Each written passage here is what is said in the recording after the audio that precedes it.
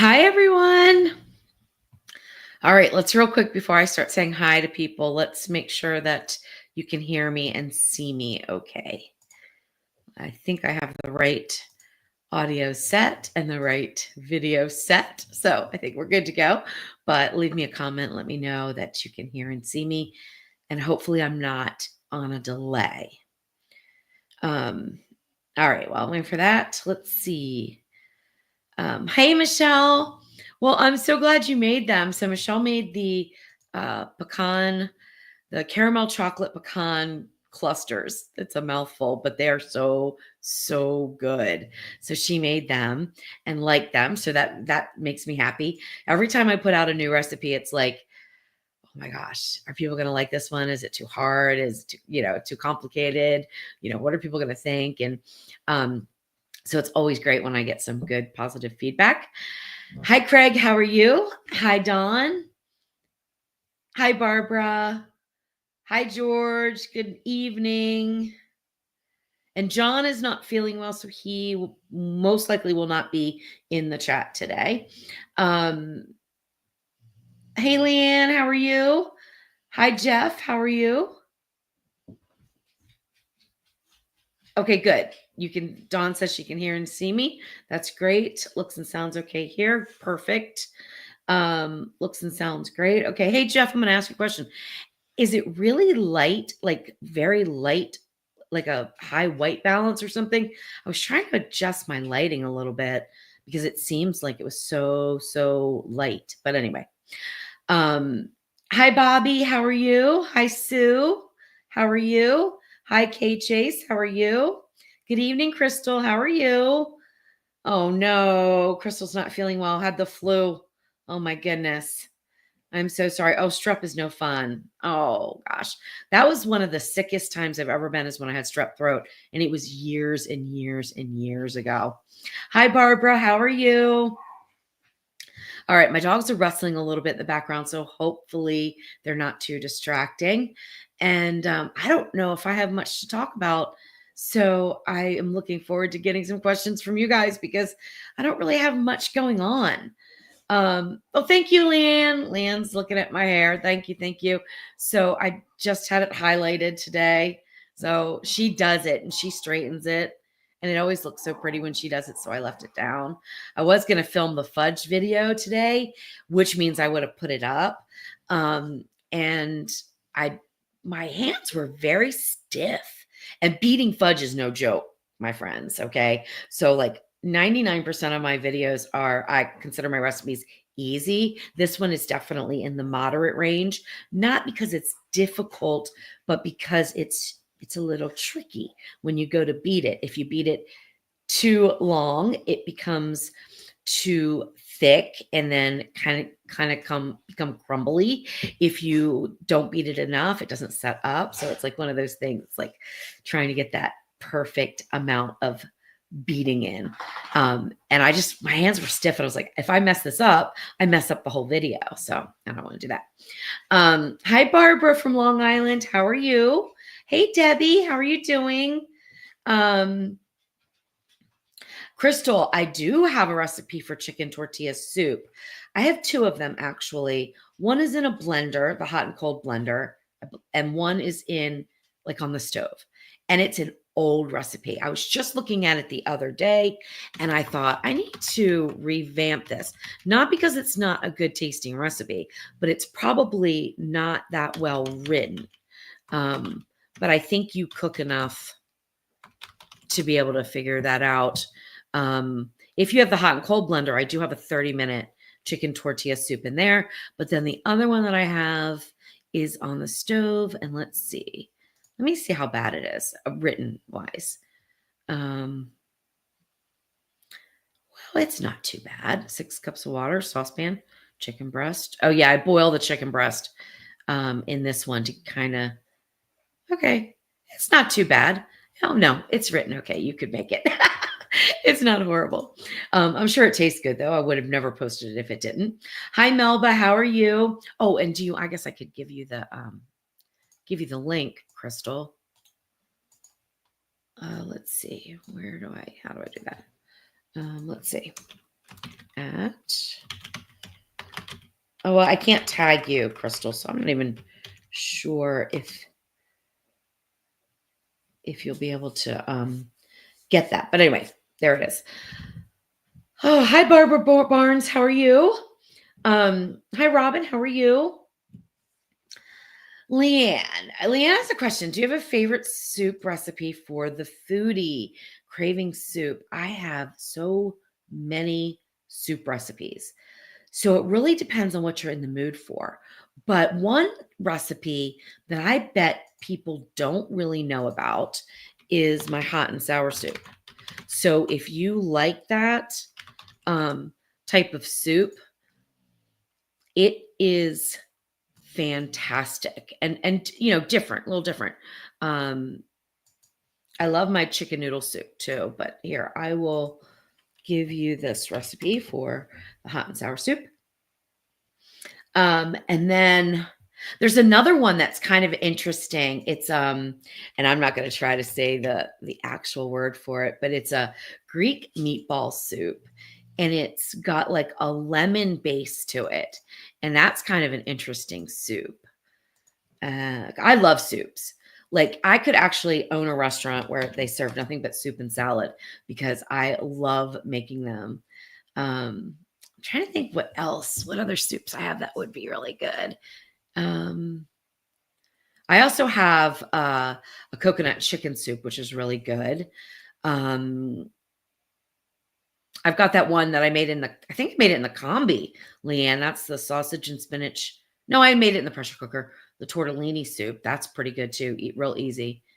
But yeah, I've got a lot. So if those aren't what you're looking for, just give me an idea of what you want, and I bet you I can find one. Hi, Lisa. How are you? Hi, Robin. How are you? And Craig, I saw that you had a snow day on Sunday. I know you were in the live premiere for Sunday's video, and then it rained. Well, it rained here. So I know you just said you had a rain day, or it's raining tomorrow or something like that. It has rained here for, I guess, I don't think it rained today, but yesterday and the day before, torrential rain, like yard underground, underwater kind of rain. It is crazy, which makes it very terrible for the dogs because they don't like to go out in the rain. And then I don't like them to go out after the rain because they get so dirty with their paws and stuff. It's not so bad where I live in Bethel Springs because it's a pretty big yard. And then, of course, when they come in, it's all hardwood floor. So it's easier to clean up. Here, oh, it's beige carpet going down the hallway and all in the bedrooms and stuff. And I'm like, oh, that's going to be a mess. Oh, that's right. Smoked sausage and corn chowder. That's an interesting one too. That's a really good one. Lisa, I'm glad you liked it. That was a good one too. I liked that one. And you're from Canada. So hi. And let's see. Bobby, this is such a good question. Do I have a recipe for egg drop soup? Almost. Okay. This is the thing. Making egg drop soup to look like it does and kind of taste like it does in the American Chinese takeouts, right?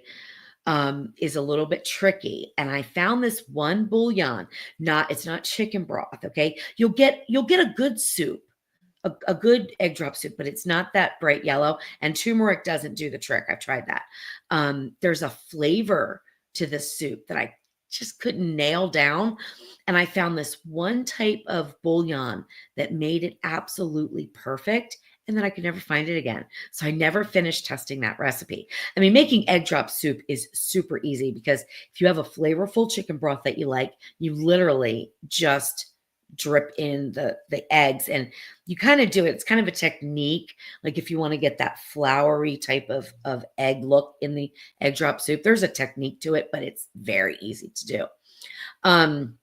So the answer is no, but if I can nail it, it will come out. It's all about this broth, and I'm thinking I may try to put like a touch of fish sauce in it, which people are going to be like, ugh, but it really does help with bringing out flavor. It's probably MSG too.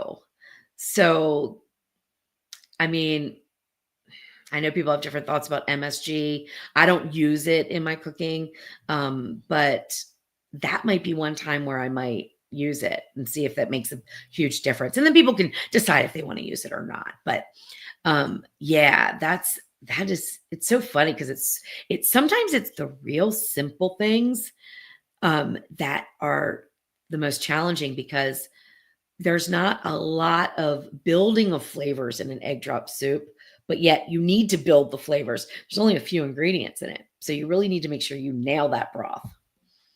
All right, good. People like hot and sour soup.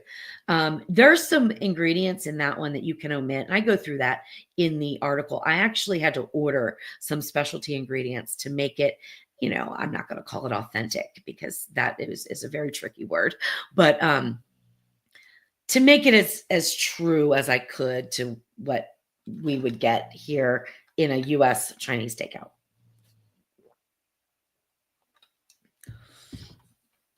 Lentil soup. Barbara, I do have a lentil soup recipe too. Oh, you know what? It might be in the cookbook though. No, I have a vegetable lentil soup. Let's see.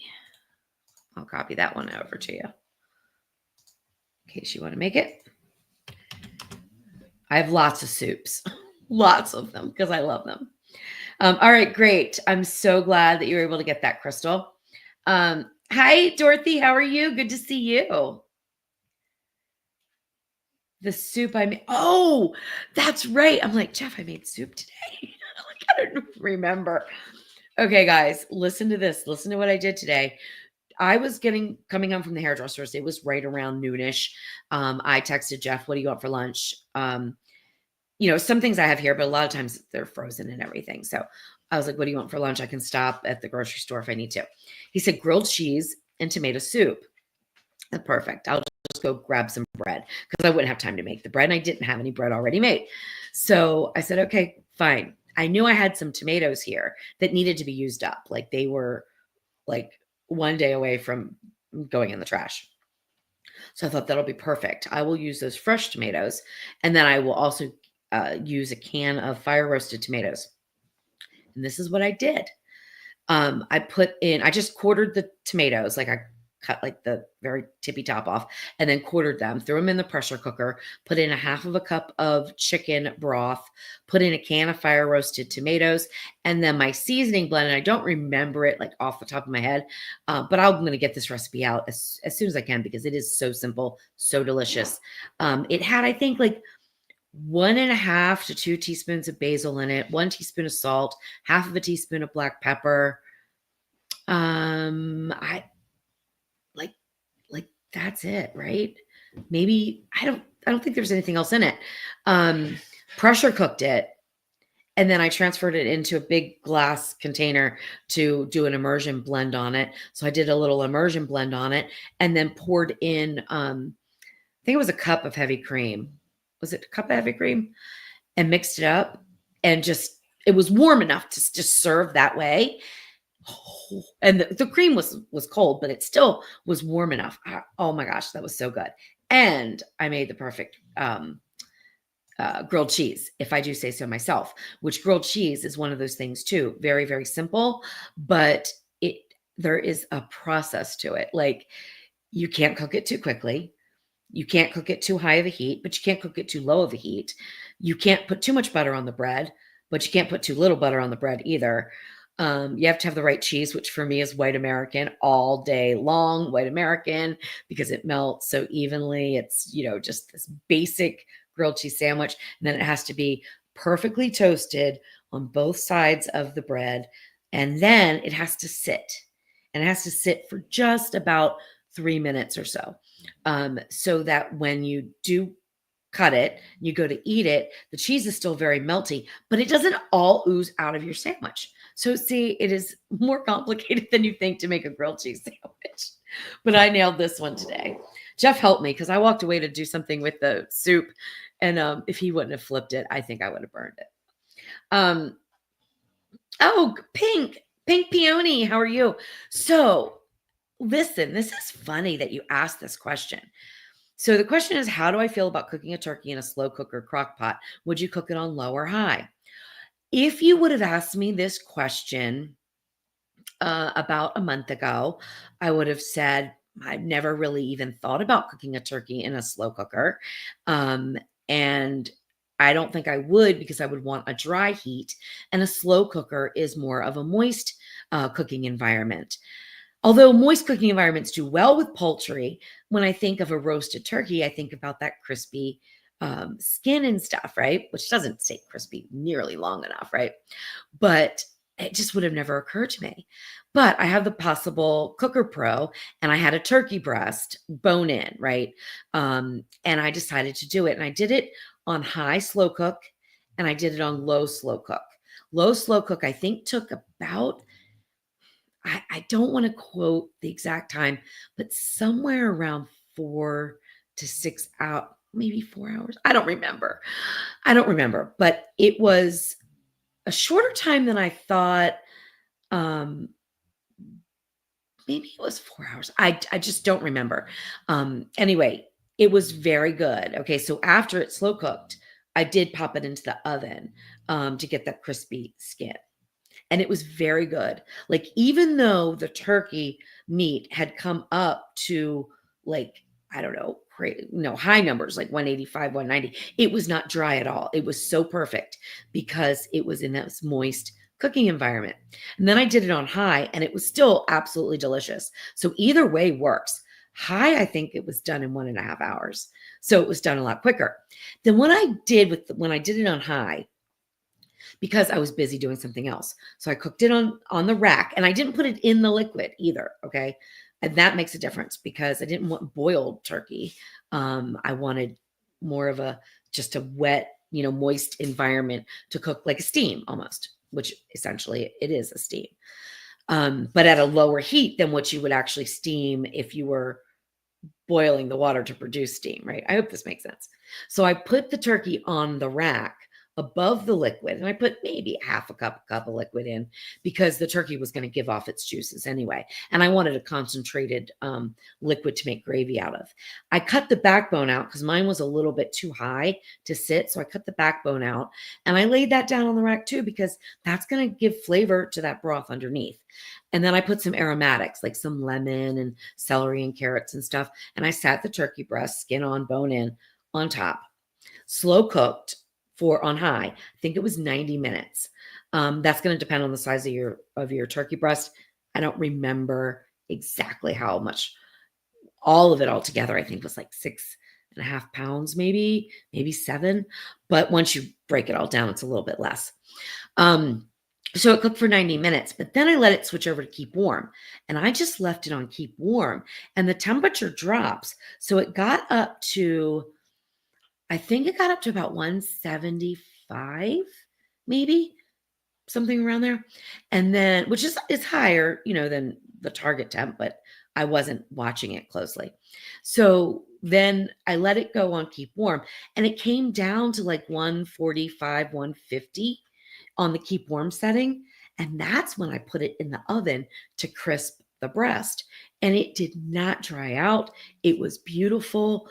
It was a lovely turkey breast. So how do I feel about cooking a turkey in the slow cooker? I am like all in on it.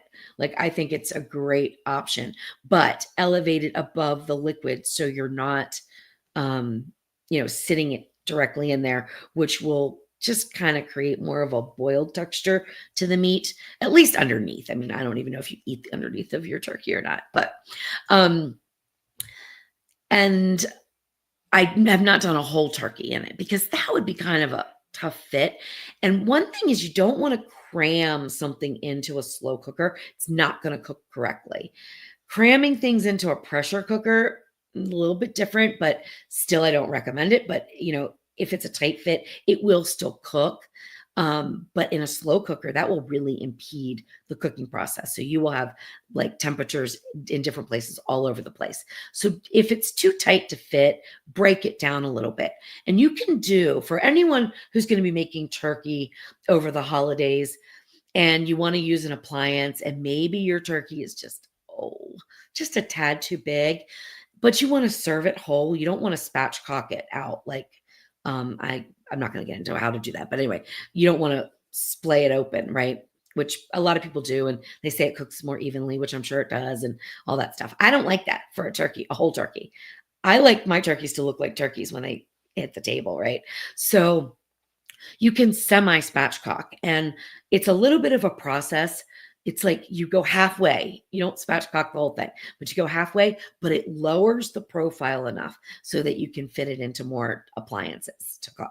And I did it for the wood fire. So if you look on YouTube, I go through how to do that, and you would be like the Ninja Foodie. I think if you just put in, not Ninja Foodie, if you put in Ninja Wood Fire whole turkey, I think my video will come up in search. Okay. Hi, Dorothy. How are you? I've made split pea and ham and potato soup in the foodie, and they're both easy and delicious.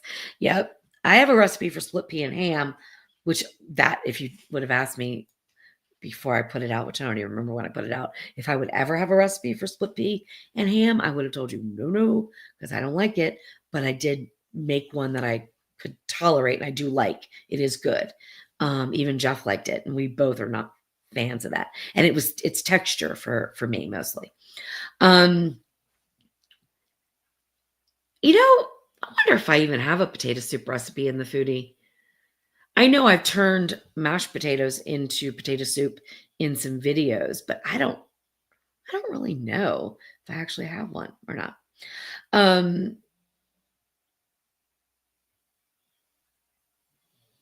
Yes, Leanne, that is it. And I'm not going to even try to say it, but that is it. And I think I posted that recipe. All right, this is a good question. Let me take a drink here. What is your candy to make for Christmas? There's a story here.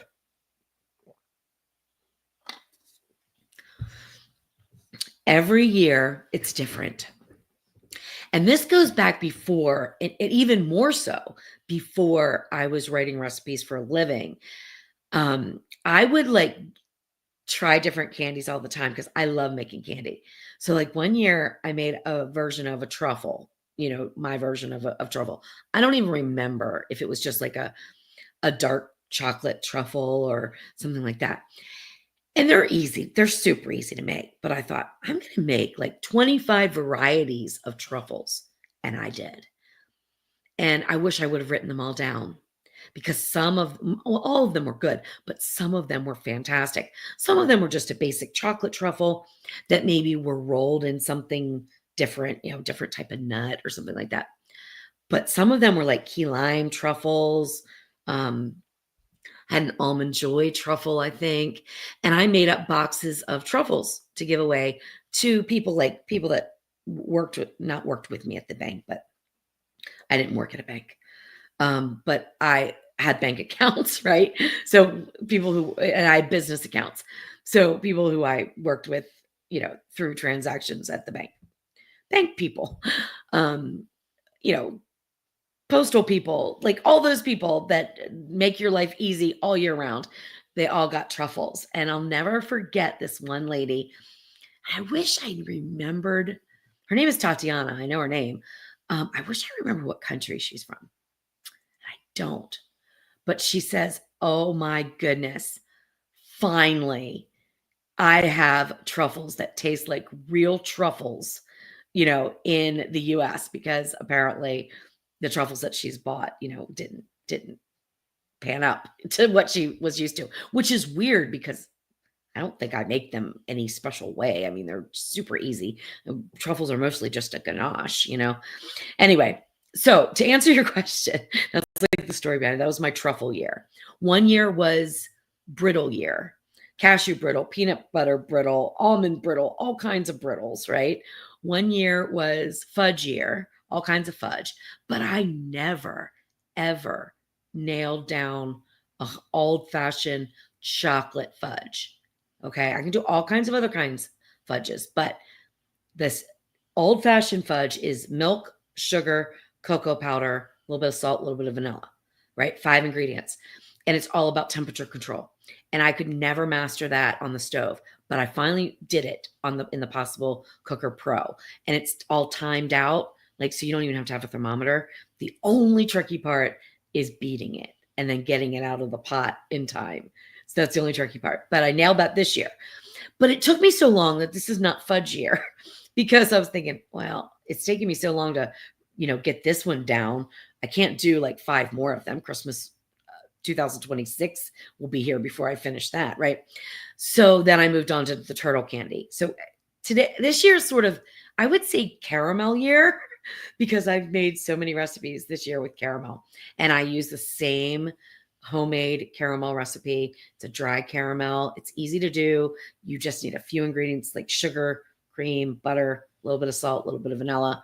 And you make it dry on the stove, meaning you just cook the sugar and it forms these rocks. It's the coolest thing in the world. And then depending on what you want to do with that caramel will depend on how much cream you add to it. So like I have a recipe for a caramel sauce that won't set up and it will pour. I mean, it gets cold, it gets a little stiff, but it doesn't ever set up. And then I have the caramel chocolate candies, which are that chewy caramel. So they're chocolate covered, but they're like chewy. Then I have the turtles, and that caramel is a totally different texture, but it's the same recipe, different amounts of cream. So yeah, I would say this year is caramel year. But I love all kinds of candy, all kinds of cookies. I love baking. Like hindsight, I probably should have done a dessert website because that's really, I love it. And I love bread too. I love making bread. So yeah, I love doing everything. So I guess I'm glad I didn't pigeonhole myself into one little area.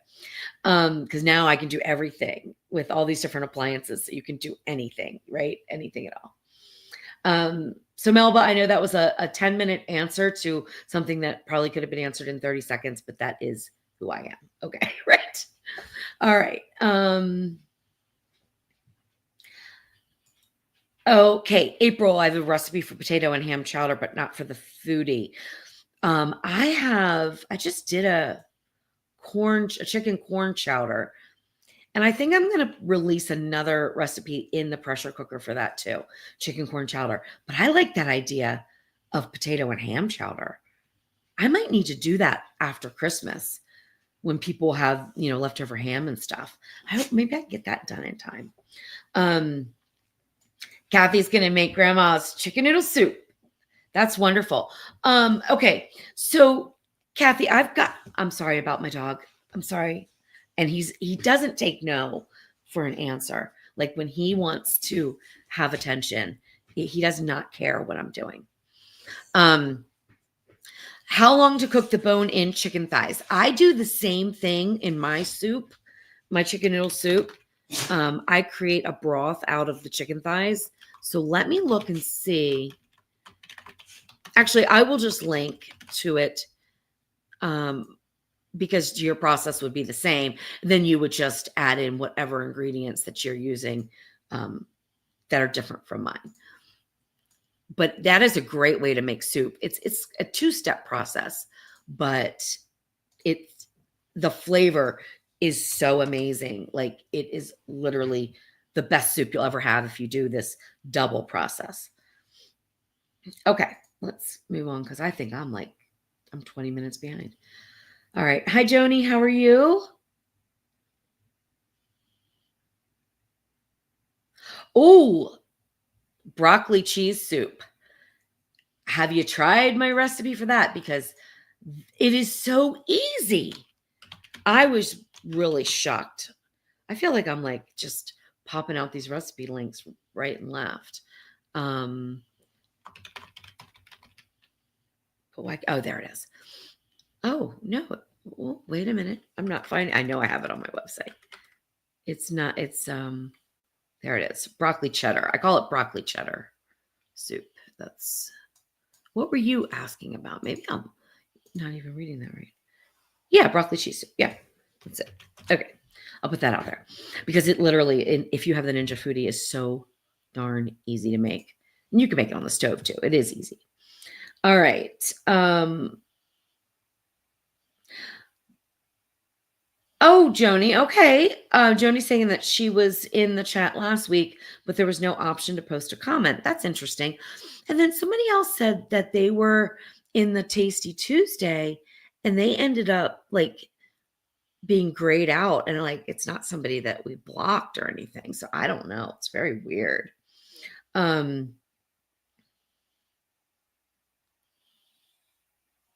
Oh my, oh my goodness. 7 to 12 inches of snow tomorrow in the Upper Peninsula of Michigan. Wow. Oh, I love the snow. I just want one good snow every year, but we don't usually get them. And then when we do in Tennessee, it like the whole state shut, well, not the whole state, but wherever it snowed, it's like shut down for a month. A couple inches. You're not going anywhere. Okay, how can I make a cake in my Ninja Foodie? It depends on the cake. There are certain cakes that you could pressure cook, but most of them, the texture doesn't come out right if you pressure cook. So you can bake in the Ninja Foodie, but when you're baking a cake, there's two things to keep in mind. First of all, the way heat transfers from outside in, and then how the foodie, and when you say Ninja Foodie, I'm assuming it's the pressure cooker and air crisper. If it's not, you'll have to correct me. I don't know why Ninja named all these different appliances Ninja Foodie. It's so confusing because it could be the grill. I'm assuming it's not the blender. It could be even the Ninja Foodie Possible Cooker Pro. But I'm going to talk about the Ninja Foodie pressure cooker and air crisper. So because of the shape of it, because the way the air circulates, it's hard to get the bottom done before the top's overcooked. So you can use what's called heating rods, or I guess that's what they're called. I think they're called heating cores, something like that. Anyway, they're used by bakers when people are baking really big cakes, even in the oven. Professional bakers will use them. We can use them in the foodie. They're just these little nail-looking things, and they've got like a flat base. They sit on the bottom of your pan, and then the little cores go in. And depending on the size, so let's say 8 inches round is about probably the max you're going to get in the foodie. You would probably put 2 or 3 of them in there. And that will help conduct heat to those areas of the cake so it cooks more evenly. The other thing is you always want to take your temperature down. Usually with cakes, I take them down about 50 degrees from what the oven temperature was in the Ninja Foodie pressure cooker and air crisper. That's if you're going to bake. And use bake. I mean, there's no advantage for a regular kind of cake to use air crisp. So I would use bake for that, lower fan speed. But yeah, that's the thing. They can be tricky to do. Oh, the other thing is, so if you don't have the heating cores, you could do it in a bundt pan, because the bundt pan is basically its own heating core because it's got that center, so it cooks more evenly. So those are two tricks for baking a cake in the foodie. Hi, Colleen. How are you? Oh, right, Colleen. I'm so sorry too. That took me forever. Okay. Cook the turkey breast on high, 90 minutes. The internal temp was 160. Okay, good. So then I left it in to keep warm, I think. And anyway, I'll let people, whoever wanted to know about the turkey breast, it's in there. I'm not going to pop them all up, but she's got what I sent her because I emailed her what I did. I'm so glad you liked them, Michelle. That's awesome. Michelle made the pecan clusters, like I said in the very beginning. All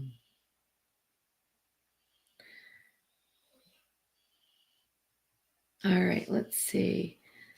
Okay.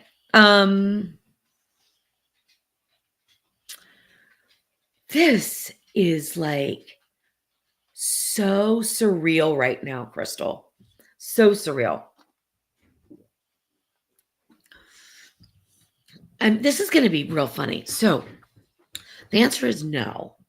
I do not have a recipe for homemade hot cocoa. However, just before Jeff left for work, I said, Jeff, do you want me to make you some hot cocoa? And he said, well, sure.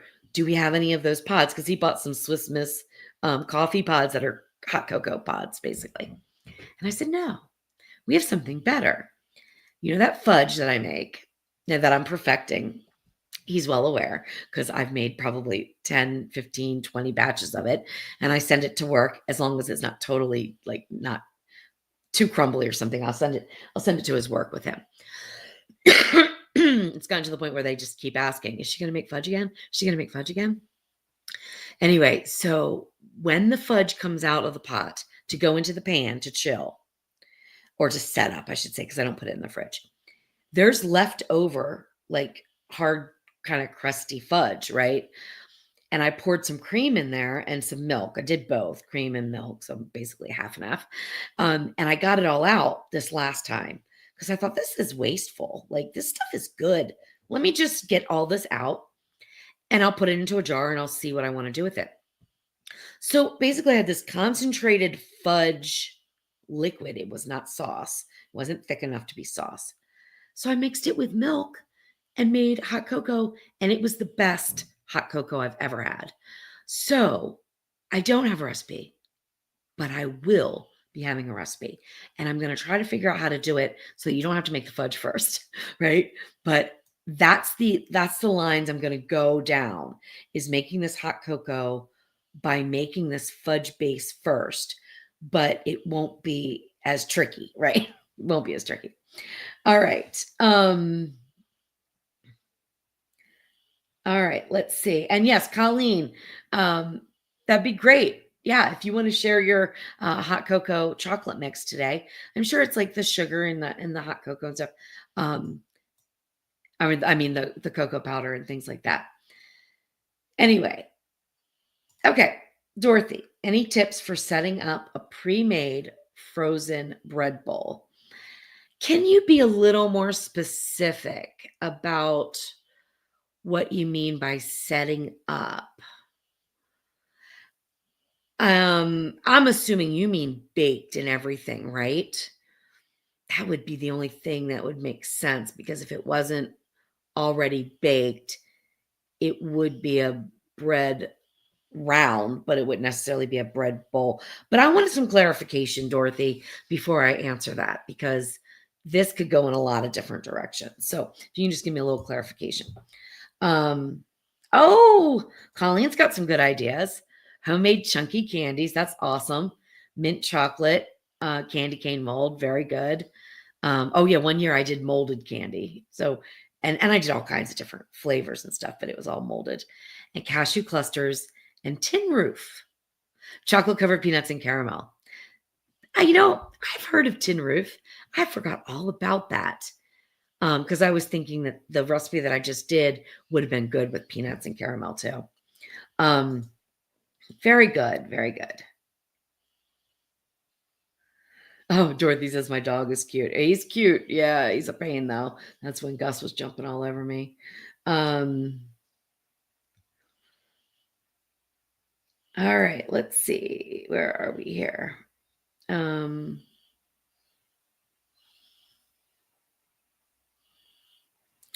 Oh gosh, Crystal, that's a good question. So no, I'm not going to do it on Christmas Eve.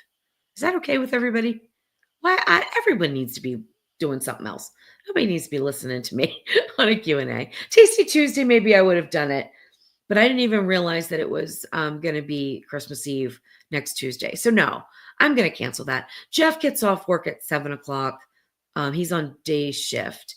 So no, I think I'll just spend time with him and the dogs and stuff like that. So no, I'll cancel. Thank you, Crystal, so much for letting me know. That's how not prepared I am. Like, I have no idea what day it is or anything like that. So thank you for letting me know, and we will cancel. Not next week. Next week's Tasty Tuesday, we'll do that one, but then the following New Year or Christmas Eve will be a no. Then we got to start planning our New Year's Eve party. We haven't planned that out yet. We got to plan that.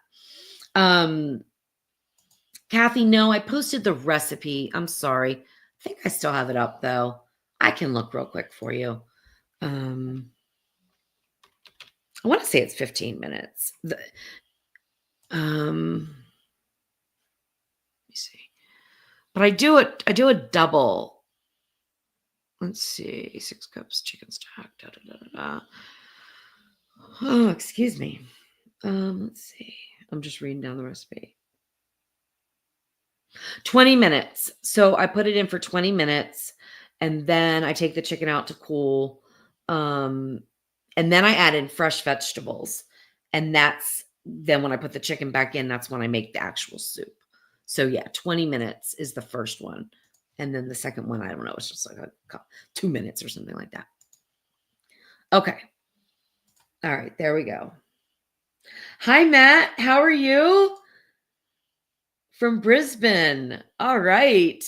Jeff and I are heading there in March. We're gonna we fly into Brisbane in March, and then we're gonna go to Fraser Island, Gorrie Island. I'm so super excited. Then we're flying across to Alice Springs to take the Gone down to Adelaide, and then we're gonna make our way down to and head over to Tasmania. So yeah, we are hitting Australia in March. We will be there for 5 weeks. So crazy. Okay.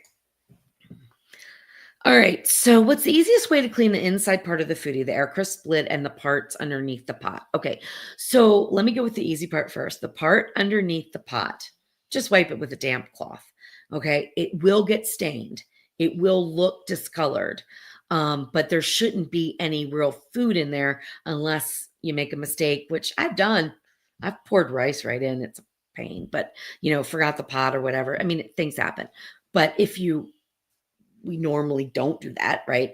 It's not gonna be dirty, but it does discolor, but just take a damp cloth. It'll be fine. I would not put any chemicals down in there because that's where all your electronics are underneath of that little heating coil. Now, as far as the crisping lid, that's a totally different thing.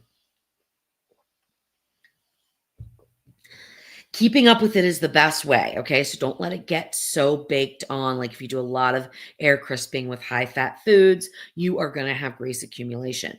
So the best thing to do is just to keep up with it. And that means wipe it down when it is not totally cold, but has cooled down enough that you don't burn yourself. And just wipe what you can, all right? You can go in there with a toothbrush. I've gone in there with, a little extender with a paper towel and kind of, gotten off what I can. But I don't do that too often because it's really not necessary. The other thing you can do is you can steam. But there's a couple of things that you have to remember when you're steaming. So you can steam, like put some water in the pot, put it on sear saute, boil the water, let the steam start going, and then put that lid down. And this is the 2-lid model, okay?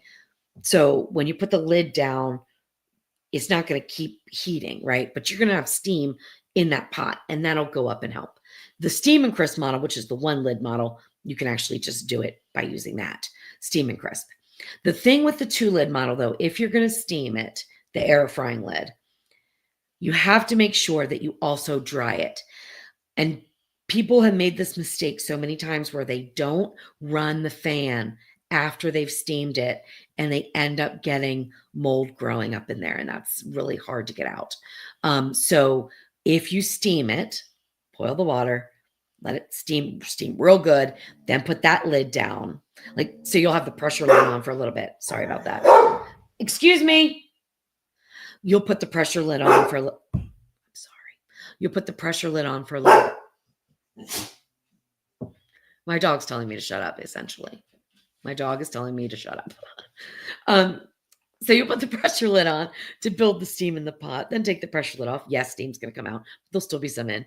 Put your lid down, let it sit for 15 minutes, and then run your fan to dry it up. Very important.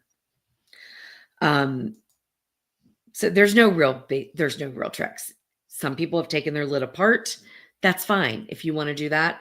I don't do it because it's never going to go back together right. And I'm not going to say you're going to have. I know I would end up having a fan that wasn't balanced, and then that would drive me crazy because it would rattle all the time. All right.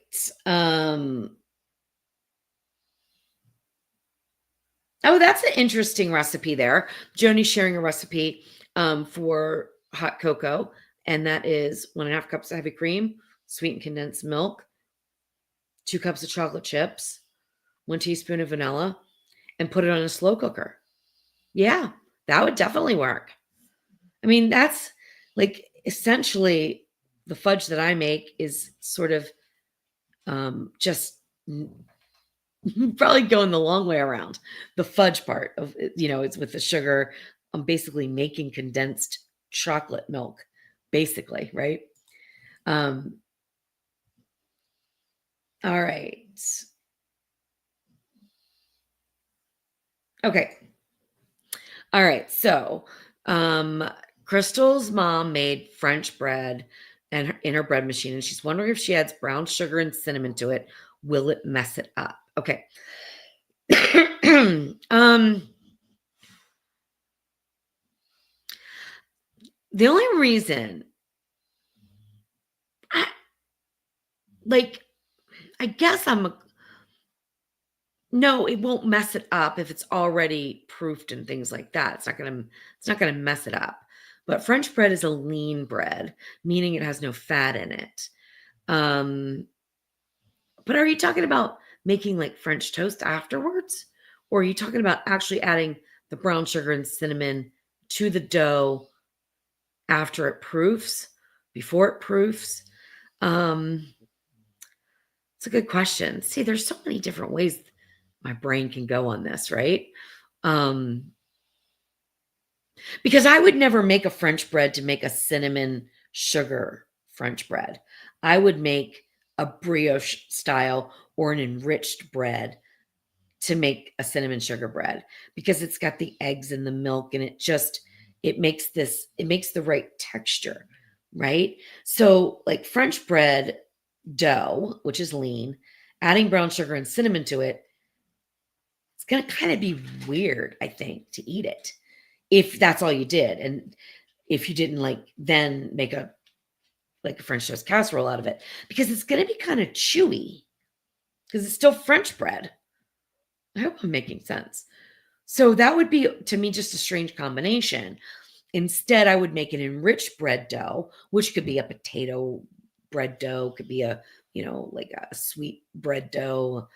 I make a cinnamon raisin brioche type of bread, and I always put cinnamon and brown sugar in it. So I don't know how to answer that, Crystal. I'm gonna be honest. I just don't know because I don't think I would ever do that. I don't think I would ever put brown sugar and cinnamon in French bread dough.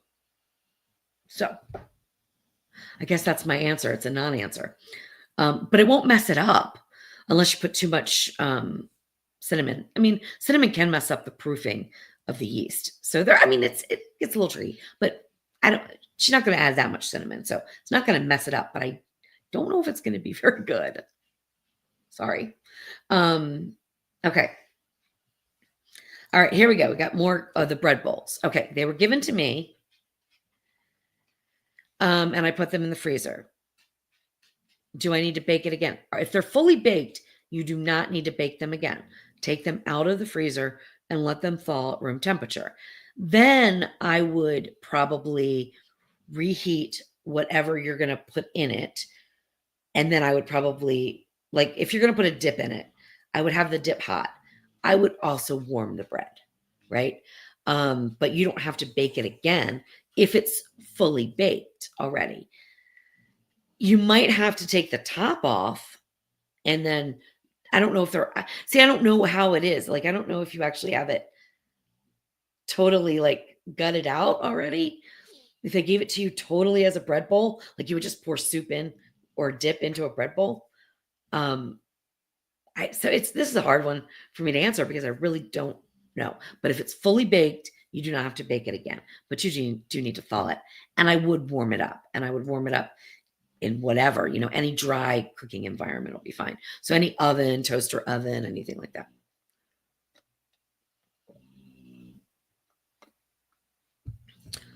Okay.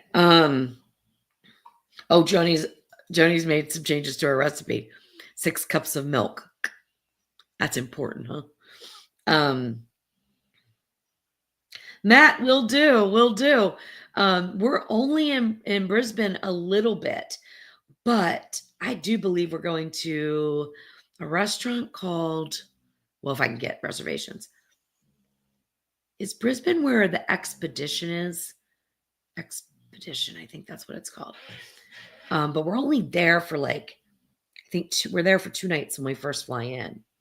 But yeah, totally. If there's anything we need to do or see, if you email me, Louise at thesaltedpepper.com, I can tell you where we're staying. And then hopefully you're not, a serial killer. And you can let us know, like, if there's anything we need to do. That would be fun.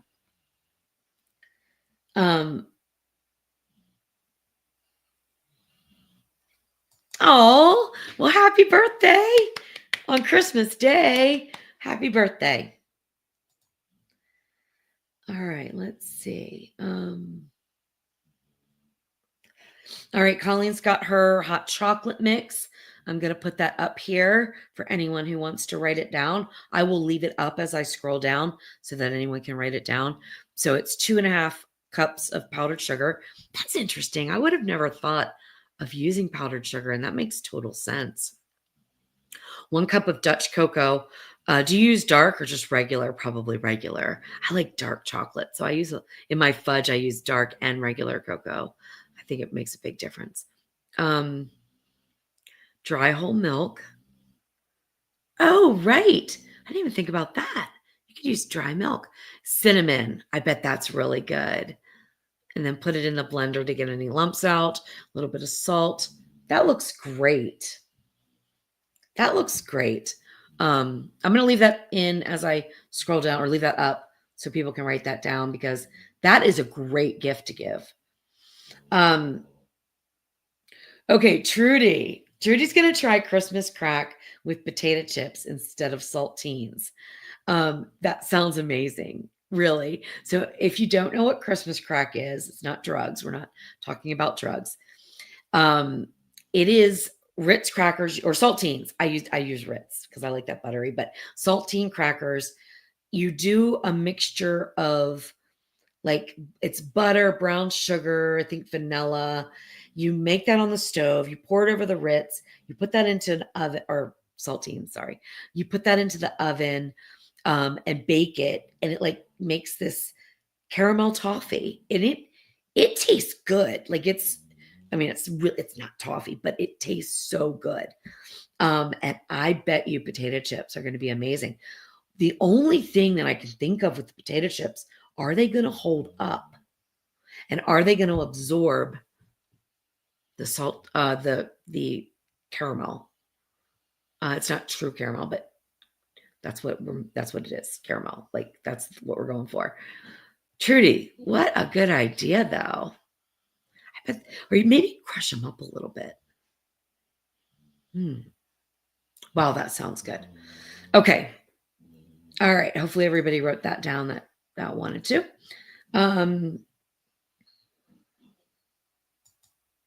They look like they're cut, but the tops are on. Okay. Yeah, you'll know more when you take them out and thaw them. Then you'll know more, right? And just whatever you're going to put in it, make sure it's hot.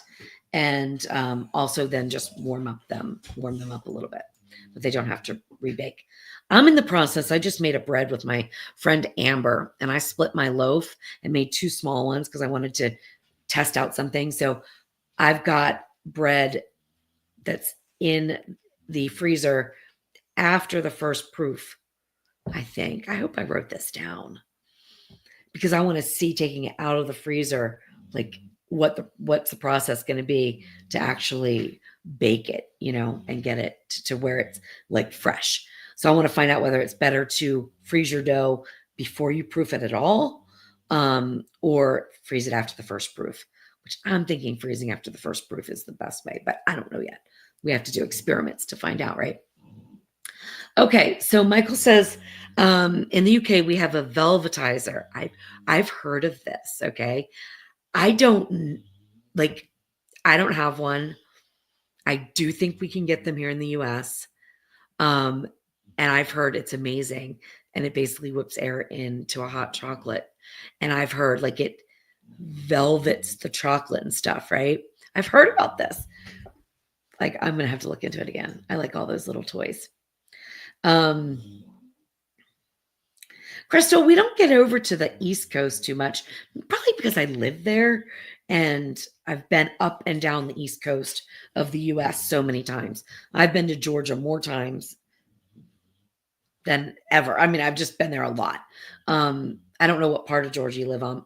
Mostly I've been over on the more coastal side, but if we ever do get over there, I will let you know. All right, kettle cooked or ripples. Oops, sorry, wrong one. Hi, Shanna, how are you? So kettle cooked or ripples? Yeah.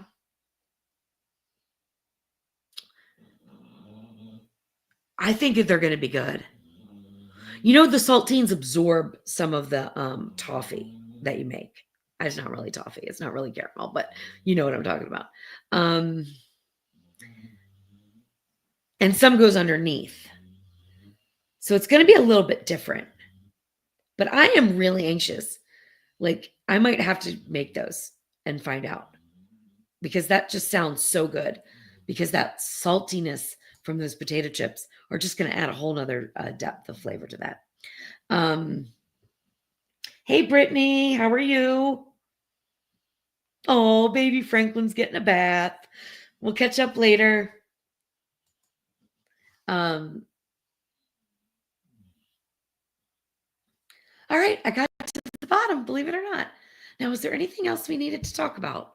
We know Christmas Eve. I'm going to cancel the Q&A. Was I supposed to do something else tonight? I feel like I told somebody I'll get back to you on something.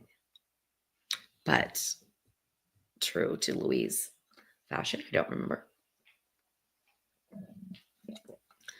I had the fireplace on a little bit earlier, and it's so dry in here. I'm feeling so dry.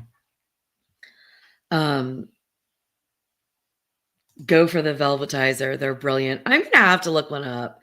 I'm pretty sure I know I've heard of them, but I think I've seen them here in the US. That just sounds fun.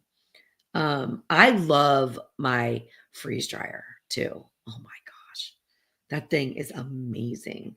I love it. So, in fact, that tomato soup that I told you guys I made, I'm going to make a huge batch of it. Like in tomato season, I would use fresh tomatoes. Probably around now, I'll probably just use all fire roasted tomatoes in a can, but I'm going to make a huge batch of it, leave out the cream. So I'm just going to make the concentrated tomato base, basically. I'm going to freeze dry it. It's going to be powder. Anytime I want tomato soup, I just have to mix it with a little bit of water and a little bit of cream and make tomato soup. And I can keep it in a bag or a jar or whatever. That's what I've been doing a lot of. Like I cook, we have two houses and there's a reason for that. It's not because I want to have two houses. Trust me, it's a big pain. But we didn't have internet at our other house. We have internet here. So this is where I work. And then I have a place where we call home, right? And we have a kitchen studio here at work. So all the food I keep here.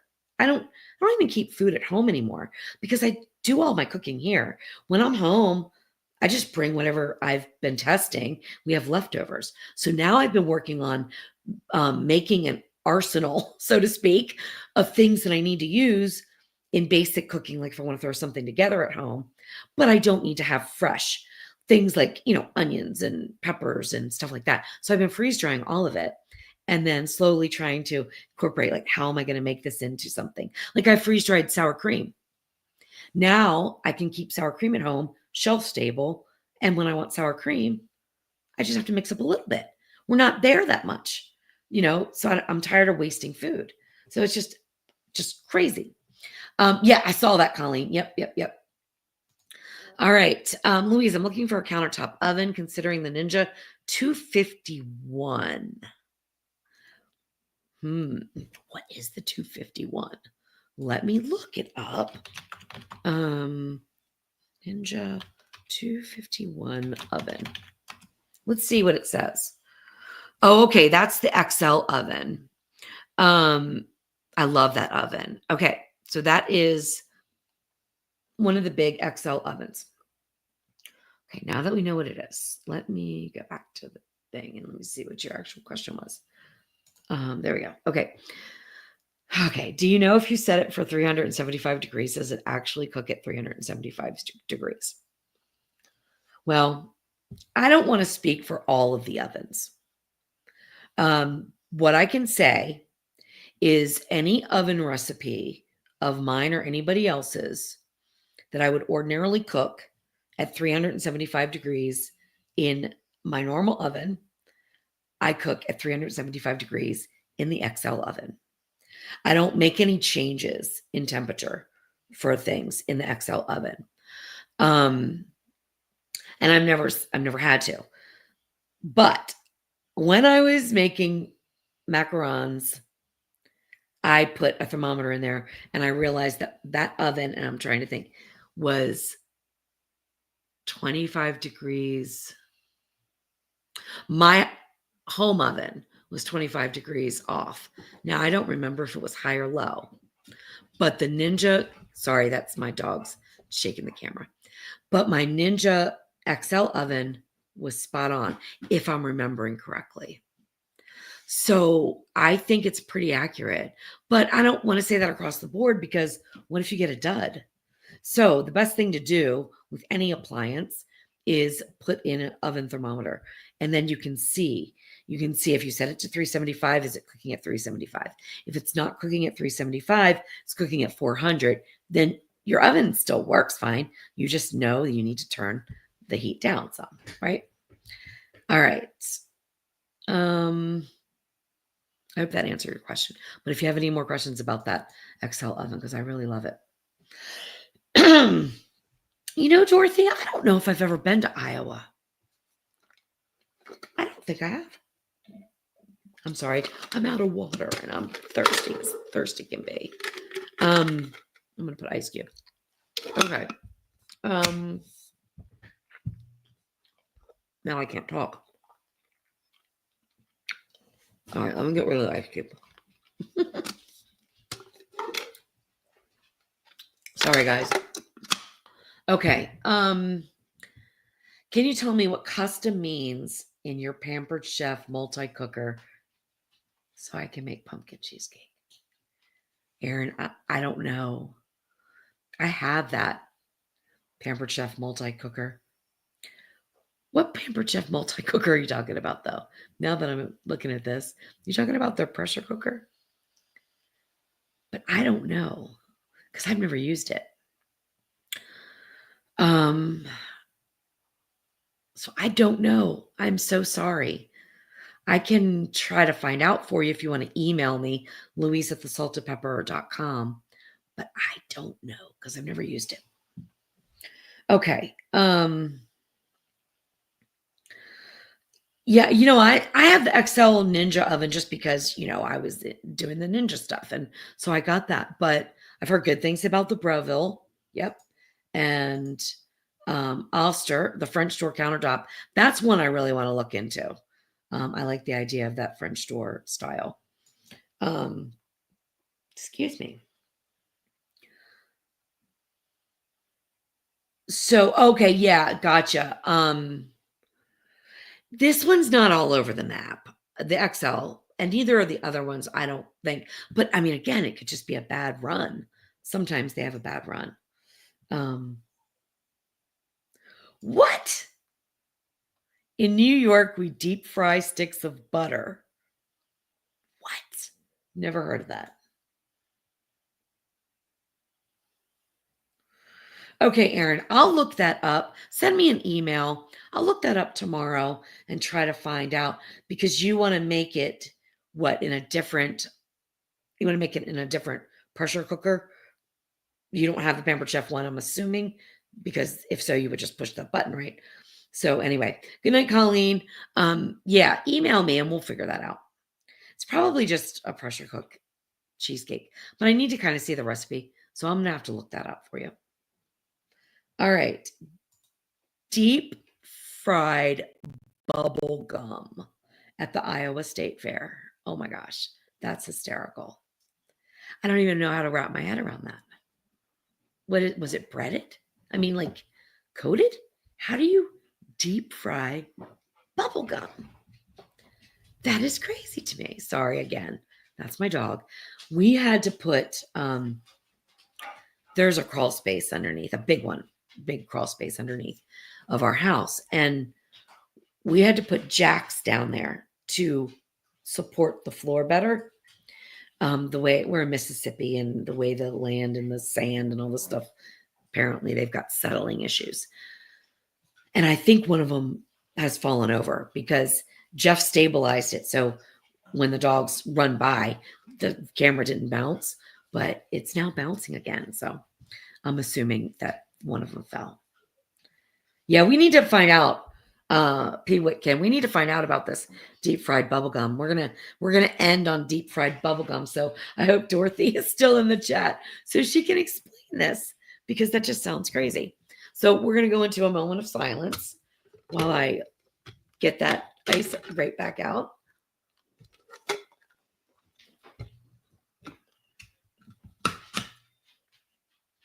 And we're gonna wait for deep fried bubblegum. I hope she's still here.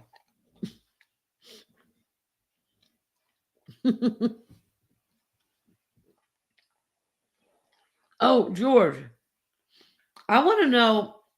Yeah, you've been quiet tonight. I'm sorry. This is embarrassing. But I don't want to choke either. But if I don't moisten my throat, I want to hear about this deep fried bubblegum. I'm going to finish this ice cube. I want to know, is it sticks of bubblegum? Is it like how do you do this? You can't just put bubblegum into a deep fryer, can you? I'm going to look it up because I'm not seeing Dorothy. Oh, she doesn't know. Can you describe it? Oh, you didn't. Maybe you weren't even there and you didn't see it. Let's look this up. Let's get to the bottom of this, guys. Deep fried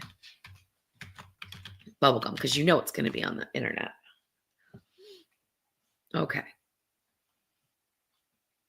Okay, when deep fried bubblegum wins big, this is the State Fair of Texas. And let's see. Okay.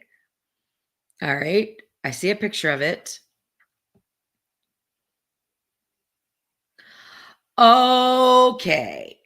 In Texas, it is not actually fried gum. It's marshmallow dipped in bubblegum flavored extract, covered in bubblegum flavored dough, deep fried and garnished with blue icing and chiclets. Oh my gosh, I haven't even seen or heard of chiclets in like a million years.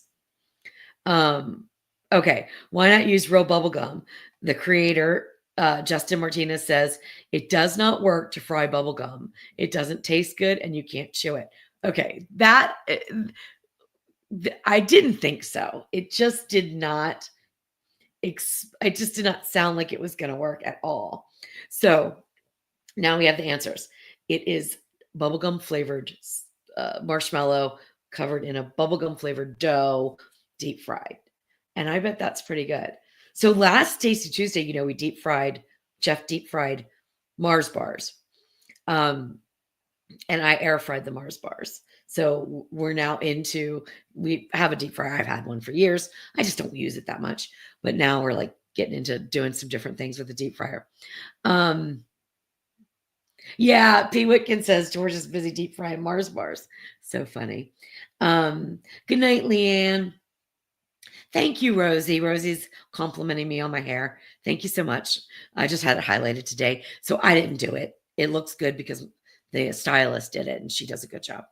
Me, I don't have the patience for it. That's why it's always up or over to the side or something. All right. Yes. All right, Matt. You have a good day. Get a haircut and definitely send me an email, louise@thesaltedpepper.com. All right, Mare, good to see you in the chat. And you are on YouTube. That means you are not banned. Perfectly good. Okay. All right, guys. Yeah, you've unleashed a deep frying monster. So George and Jeff came up with the deal to start deep frying these Mars bars. And Jeff was like, well, he was going to pan fry them. I'm like, no, I have a deep fryer. Well, we can use that. So now that the deep fryer's been out, we've done a couple of things in it. It's kind of still a pain to clean though. Like I had to totally, strain the oil, then you clean everything. This one's easy to take apart and all the parts are washable. So that's kind of nice, but it's still one more thing to clean, right? And strain the oil, stuff like that. All right. Well, listen, guys, I think I'm going to say goodnight. I'm not going to get out another ice cube. That's so kind of rude of me. So I apologize if that offended anyone. But literally, can you hear? When I talk for an hour in a dry environment, this is what we get. All right. Have a good night, Barbara. And I will see you guys next Tuesday for Tasty Tuesday, which is when I do the cooking. And then the following week is Christmas, and I'm going to cancel. Okay. Oh, good. I'm going to stay on just for a minute because Dorothy's going to post the link about the Iowa deep fried bubblegum. Have a good week, Joni. Good night, Craig. Good night, George. Or yeah, it's night. It's middle of the night for George. It's like what you say 1 or 2 in the morning now, right? Dorothy, I didn't see the link yet. Let me see if I can look it up. I want to see if yours are different. And then we will put the air frying bubblegum to rest after this. Okay. Deep fried bubblegum. Okay. This one is titled Get to Know the Deep Fried Bubblegum at the Iowa State Fair. So let's find out what theirs is about. Okay, theirs looks a little bit different. Okay, first order, the deep fried bubblegum. It's such a fun dish made with vanilla marshmallow in the center, flavored with bubblegum, and then deep fried in a funnel cake coating.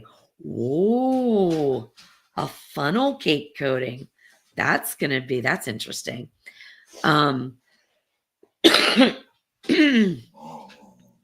Interesting. And then they'll serve it with a bubblegum soda. Wow. Okay.